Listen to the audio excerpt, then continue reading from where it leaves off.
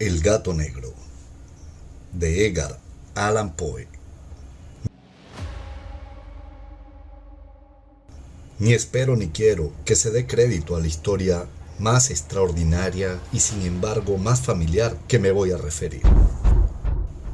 Tratándose de un caso en el que mis sentidos se niega a aceptar su propio testimonio, yo habría de estar realmente loco si así lo creyera. No obstante, no estoy loco y con toda seguridad no sueño. Pero mañana puedo morir y quisiera aliviar hoy mi espíritu.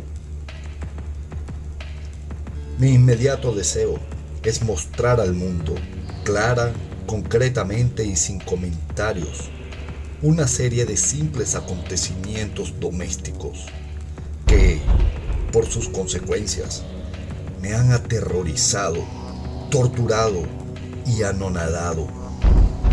A pesar de todo, no trataré de esclarecerlos. A mí casi no me han producido otro sentimiento que el de horror, pero a muchas personas les parecerán menos terribles que insólitos. Tal vez más tarde haya una inteligencia que reduzca mi fantasma al estado de lugar común. Alguna inteligencia más serena, más lógica y mucho menos excitable que la mía. Encontrará tan solo en las circunstancias que relato con terror una serie normal de causas y de efectos naturalísimos. La docilidad y humanidad de mi carácter sorprendieron desde mi infancia. Tan notable era la ternura de mi corazón, que había hecho en mí el juguete de mis amigos. Sentía una auténtica pasión por los animales y mis padres me permitieron poseer una gran variedad de favoritos. Casi todo el tiempo lo pasaba con ellos y nunca me consideraba tan feliz como cuando les daba de comer o los acariciaba. Con los años, aumentó esta particularidad de mi carácter y cuando fui hombre, hice de ella una de mis principales fuentes de goce. Aquellos que han profesado afecto a un perro fiel y sagaz no requieren la explicación de la naturaleza o intensidad de los goces que eso puede producir. En el amor desinteresado de un animal, en el sacrificio de sí mismo, hay algo que llega directamente al corazón, del que con frecuencia ha tenido ocasión de comprobar la amistad mezquina y la frágil fidelidad del hombre natural. Me casé joven. Tuve la suerte de descubrir en mi mujer una disposición semejante a la mía. Habiéndose dado cuenta de mi gusto por esos favoritos domésticos, no perdió ocasión alguna de proporcionármelos de la especie más agradable. Tuvimos pájaros, un pez de color de oro, un magnífico perro, conejos, un mono pequeño y un gato. Era este último animal muy fuerte y bello, completamente negro, de una sagacidad maravillosa. Mi mujer, que era en el fondo algo supersticiosa, hablando de su inteligencia, aludía frecuentemente a la antigua creencia popular que consideraba a todos los gatos negros como brujas disimuladas. No quiere esto decir que hablara siempre en serio sobre este particular. Y lo consigno sencillamente porque lo recuerdo. Plutón, se llamaba así el gato. Era mi predilecto amigo. Solo yo le daba de comer y a donde quiera que fuese me seguía por la casa. Incluso me costaba trabajo impedirle que me fuera siguiendo por las calles. Nuestra amistad subsistió así algunos años, durante los cuales mi carácter y temperamento, me sonroja confesarlo, por causa del demonio de la intemperancia, sufrió una alteración radicalmente funesta. De día en día me hice más taciturno, más irritable, más indiferente a los sentimientos ajenos. Empleé con mi mujer un lenguaje brutal y con el tiempo la afligí incluso con violencias personales. Naturalmente, mi pobre favorito debió de notar el cambio de mi carácter. No solamente no les hacía caso alguno, sino que los maltrataba. Sin embargo, por lo que se refiere a Plutón, aún despertaba en mí la consideración suficiente para no pegarle. En cambio, no sentía ningún escrúpulo en maltratar a los conejos, al mono e incluso al perro. Cuando por casualidad o afecto se cruzaban en mi camino, pero iba secuestrándome mi mal, porque ¿qué mal admite una comparación con el alcohol? Andando el tiempo, el mismo Plutón, que envejecía y naturalmente se hacía un poco huraño, comenzó a conocer los efectos de mi perverso carácter. Una noche, en ocasión de regresar a casa completamente ebrio, de vuelta de uno de mis frecuentes escondrijos del barrio, me pareció que el gato evitaba mi presencia. Lo cogí, pero él, horrorizado por mi violenta actitud, me hizo en la mano con los dientes una leve herida. De mí se apoderó repentinamente un furor demoníaco. En aquel instante dejé de conocerme. Pareció como si, de pronto, mi alma original hubiese abandonado mi cuerpo y una ruindad superdemoníaca, saturada de ginebra, se filtró en cada una de las fibras de mi ser. Del bolsillo de mi chaleco saqué un cortaplumas, lo abrí, cogí al pobre animal por la garganta y deliberadamente le vacié un ojo. Me cubre el rubor, me abraza, me estremezco al escribir esta abominable atrocidad, cuando al amanecer hube recuperado la razón. Cuando se hubieron disipado los vapores de mi crápula nocturna, experimenté un sentimiento mitad horror, mitad remordimiento por el crimen que había cometido. Pero todo lo más era un débil y equívoco sentimiento, y el alma no sufrió sus acometidas. Volví a sumirme en los excesos y no tardé en ahogar en el vino todo el recuerdo de mi acción. Curo entre tanto el gato lentamente.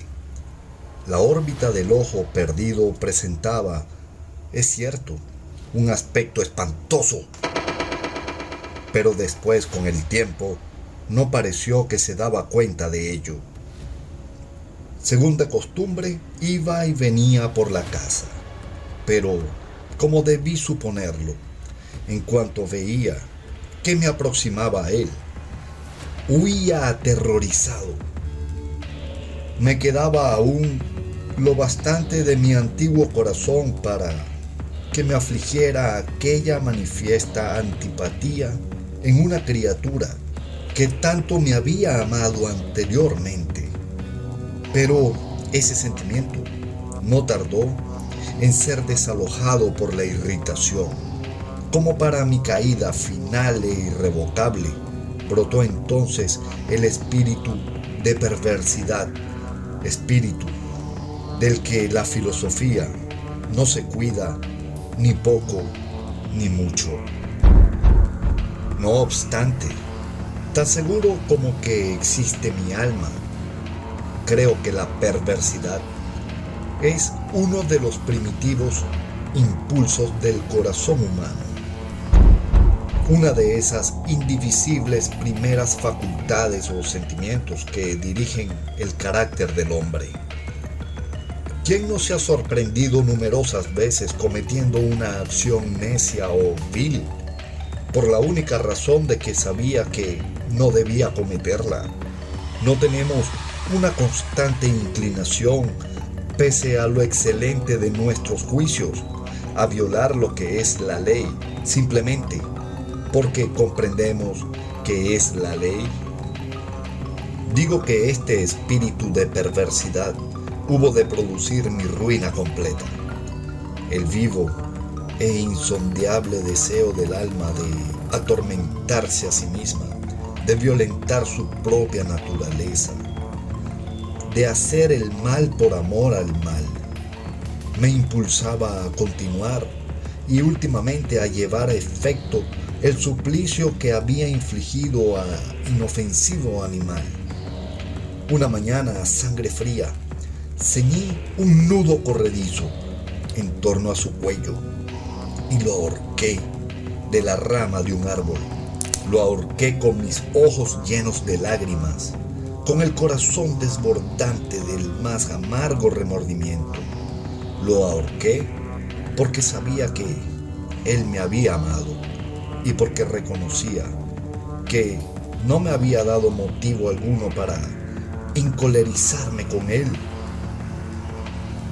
Lo ahorqué porque sabía que al hacerlo cometía un pecado mortal que comprometía a mi alma inmortal hasta el punto de colocarla, si esto fuera posible, lejos incluso de la misericordia infinita del muy terrible y misericordioso Dios. En la noche siguiente, al día que fue cometida una acción tan cruel, me despertó del sueño el grito de ¡fuego! Ardían las cortinas de mi lecho. La casa era una gran hoguera. No sin grandes dificultades, mi mujer, un criado y yo logramos escapar del incendio. La destrucción fue total. Quedé arruinado. Me entregué desde entonces a la desesperación. No intento establecer relación alguna entre causa y efecto con respecto a la atrocidad y el desastre. Estoy por encima de tal debilidad, pero me limito a dar cuenta de una cadena de hechos y no quiero omitir el menor eslabón. Visité las ruinas el día siguiente al del incendio. Excepto una, todas las paredes se habían derrumbado. Esta sola excepción la constituía un delgado tabique interior, situado casi en la mitad de la casa, contra la que se apoyaba la cabecera de mi lecho. Allí, la fábrica había resistido en gran parte a la acción del fuego, hecho que atribuí a haber sido renovada recientemente. En torno a aquella pared se consagraba la multitud y numerosas personas examinaban una parte del muro con atención viva y minuciosa. Excitaron mi curiosidad las palabras extraño, singular y otras expresiones parecidas. Me acerqué y vi, a modo de un bajorrelieve esculpido sobre la blanca superficie, la figura de un gigantesco gato. La imagen estaba copiada con exactitud realmente maravillosa. Rodeaba el cuello del animal una cuerda. Apenas hube visto esta aparición, porque yo no podía considerar aquello más que como una aparición. Mi asombro y mi terror fueron extraordinarios. Por fin vino en mi amparo la reflexión. Recordaba que el gato había sido ahorcado en un jardín contiguo a la casa. A los gritos de alarma, el jardín fue invadido inmediatamente por la muchedumbre y el animal debió de ser descolgado por alguien del árbol y arrojado a mi cuarto por una ventana abierta. Indudablemente se hizo esto con el fin de despertarme.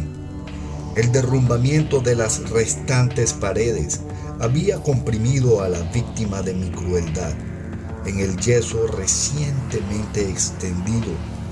La cal del muro, en combinación con las llamas y el amoníaco del cadáver, produjo la imagen tal como yo la veía. Aunque prontamente satisfice así a mi razón, ya que no por completo mi conciencia no dejó sin embargo de grabar en mi imaginación una huella profunda del sorprendente caso que acabo de dar cuenta. Durante algunos meses no pude librarme del fantasma del gato, y en todo este tiempo nació en mi alma una especie de sentimientos que se parecía, aunque no lo era, al remordimiento. Llegué incluso a lamentar la pérdida del animal y en buscar en torno mío, en los miserables tugurios que a la sazón frecuentaba, otro favorito de la misma especie y de facciones parecidas que pudiera sustituirle.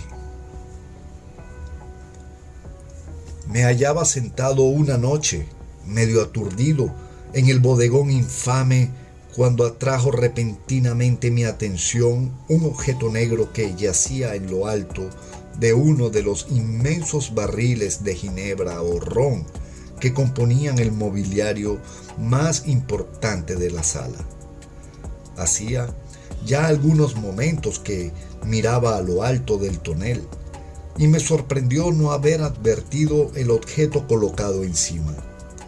Me acerqué a él y lo toqué.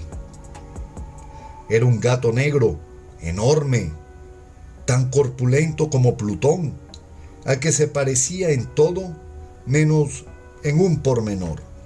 Plutón no tenía un solo pelo blanco en todo el cuerpo, pero este tenía una señal ancha y blanca, aunque de forma indefinida, que le cubría casi toda la región del pecho. Apenas puse en él mi mano, se levantó repentinamente, ronroneando con fuerza, se restregó contra mi mano y pareció contento de mi atención. Era pues el animal que yo buscaba. Me apresuré a proponer al dueño su adquisición, pero éste no tuvo interés alguno por el animal, ni le había visto hasta entonces. Continué acariciándole, y cuando me disponía a regresar a mi casa, el animal se mostró dispuesto a seguirme. Se lo permití, e inclinándome de cuanto en cuanto caminábamos hacia mi casa, acariciándole. Cuando llegó a ella se encontró como si fuera la suya, y se convirtió rápidamente en el mejor amigo de mi mujer. Por mi parte, no tardó forzarse en mí una antipatía hacia él. Era, pues, precisamente lo contrario de lo que yo había esperado. No sé cómo ni por qué sucedió esto, pero su evidente ternura me enojaba y casi me fatigaba. Paulatinamente, estos sentimientos de disgusto y fastidio acrecentaron hasta convertirse en la amargura del odio. Yo evitaba su presencia, una especie de vergüenza, y el recuerdo de mi primera crueldad me impidieron que lo maltratara durante algunas semanas me abstuve de pegarle o de tratarle con violencia, pero insensiblemente, llegué a sentir por él un horror indecible y a eludir en silencio como si huyera de la peste su odiosa presencia. Sin duda, lo que aumentó mi odio por el animal fue el descubrimiento que hice a la mañana del siguiente día de haberlo llevado a casa.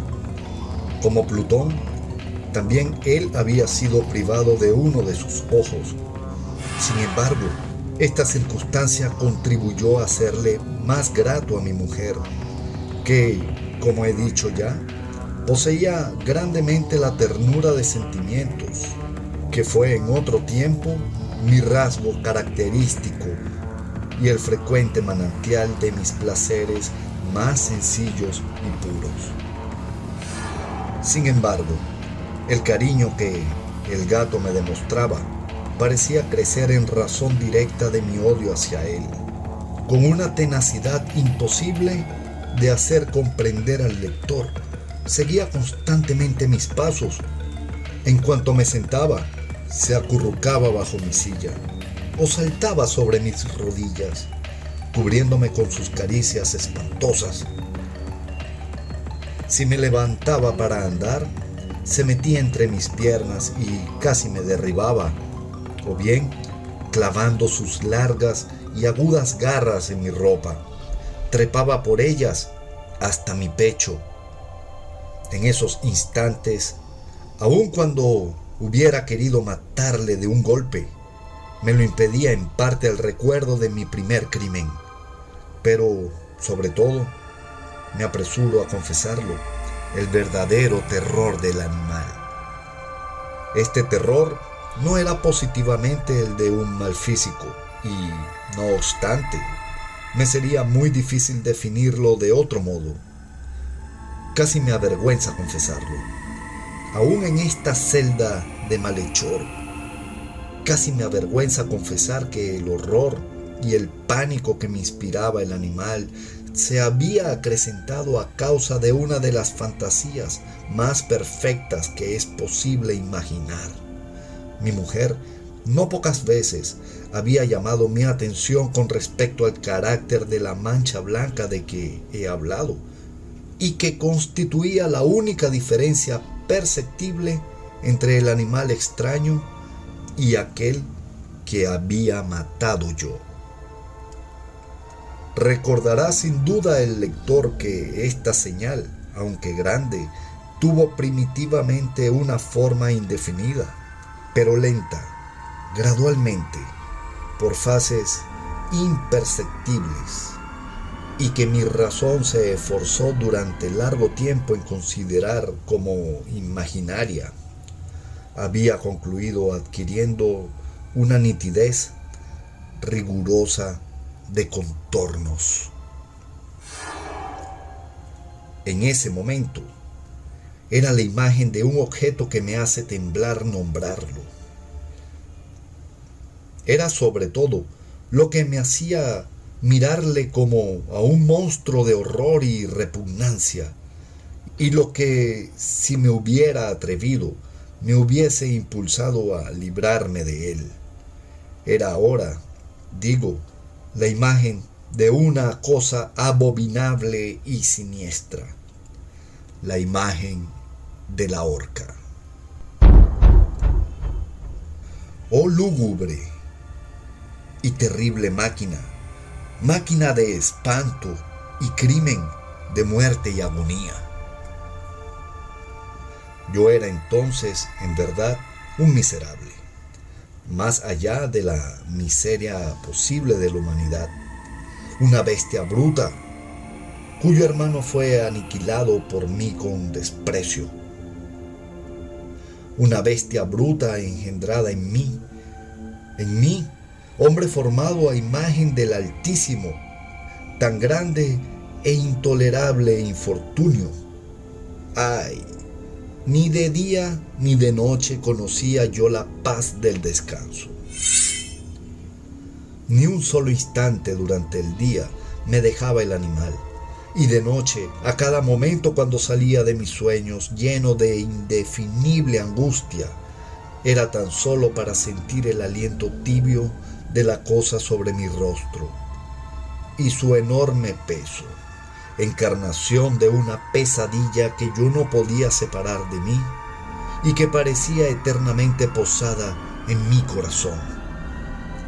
Bajo tales tormentos sucumbió lo poco que había de bueno en mí. Infames pensamientos se convirtieron en mis íntimos, los más sobrios, los más infames de todos los pensamientos. La tristeza de mi humor de costumbre se acrecentó hasta hacerme aborrecer a todas las cosas y a la humanidad entera. Mi mujer, sin embargo, no se quejaba nunca. Ay, era mi paño de lágrimas de siempre, la más paciente víctima de las repentinas, frecuentes e indomables expansiones de una furia a la que ciegamente me abandoné desde entonces.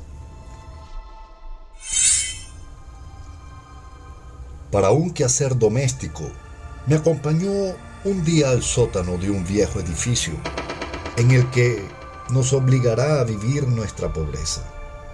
Por los agudos peldaños de la escalera me seguía el gato. Y, habiéndome hecho tropezar de cabeza, me exasperó hasta la locura. Apoderándome de un hacha y olvidando en mi furor el espanto pueril que había detenido hasta entonces mi mano, dirigí un golpe al animal, que hubiera sido mortal si lo hubiera alcanzado como quería. Pero la mano de mi mujer detuvo el golpe. Una rabia más que diabólica me produjo esta intervención.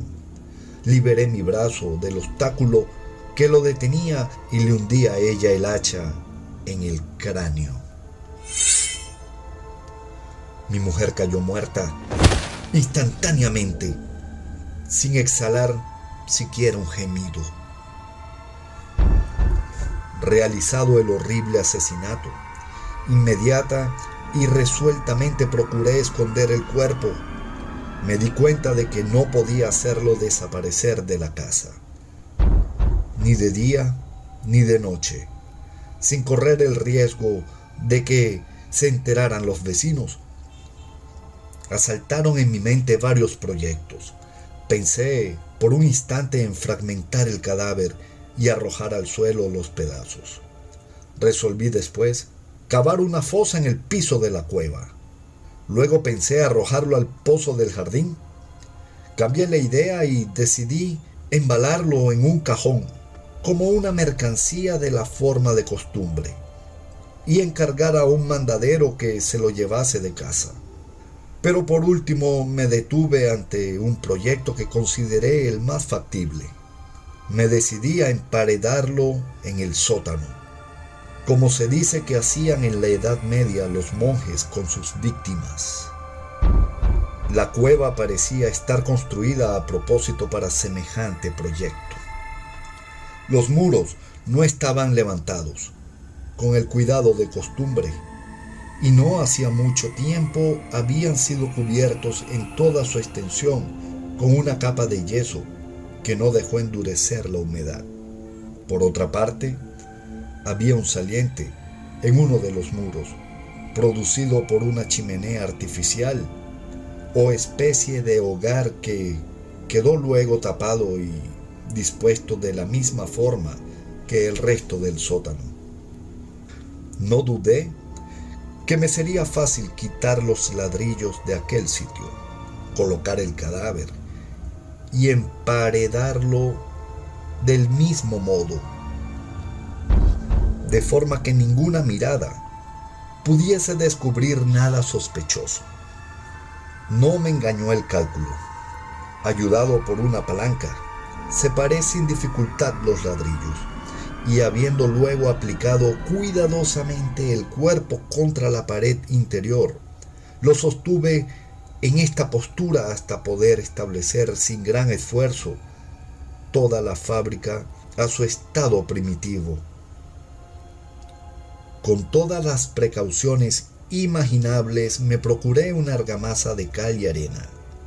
Preparé una capa que no podía distinguirse de la primitiva y cubrí escrupulosamente con ella el nuevo tabique. Cuando terminé, vi que todo había resultado perfecto. La pared no presentaba la más leve señal de arreglo. Con el mayor cuidado, barrí el suelo y recogí los escombros. Miré triunfante en torno mío y dije: por lo menos aquí mi trabajo no ha sido infructuoso. Mi primera idea entonces fue buscar al animal que había sido el causante de tan tremenda desgracia, porque al fin había resuelto matarlo. Si en aquel momento hubiera podido encontrarle, nada hubiese evitado su destino, pero parecía que el artificioso animal, ante la violencia de mi cólera, habíase alarmado y procuraba no presentarse ante mí, desafiando mi mal humor. Imposible describir o imaginar la intensa, la apacible sensación de alivio que trajo a mi corazón la ausencia de la detestable criatura. En toda la noche no se presentó, y esta fue la primera que gocé desde su entrada a la casa, durmiendo tranquila y profundamente.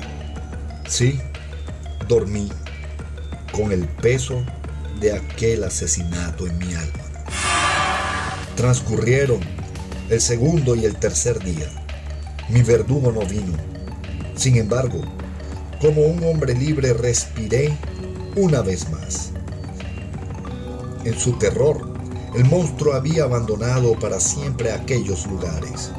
Ya no volvería a verle nunca. Mi dicha era infinita. Me inquietaba un poco la criminalidad de mi tenebrosa acción. Se hincó una especie de sumario que apuró poco las averiguaciones.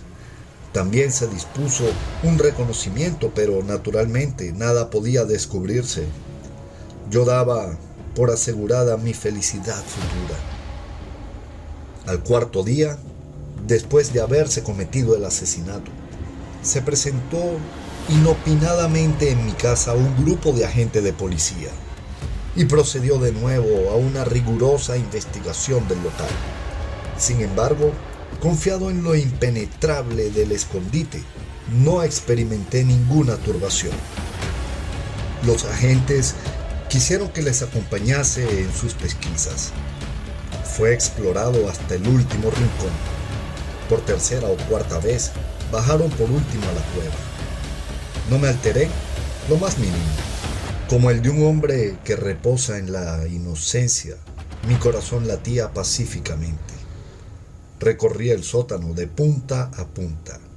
Crucé los brazos sobre el pecho y paseé indiferentemente de un lado a otro. Plenamente satisfecha, la policía se disponía a abandonar la casa. Era demasiado intenso el júbilo de mi corazón para que pudiera reprimirlo. Sentía la viva necesidad de decir una palabra tan solo, a modo de triunfo, y hacer doblemente evidente mi convicción con respecto a mi inocencia.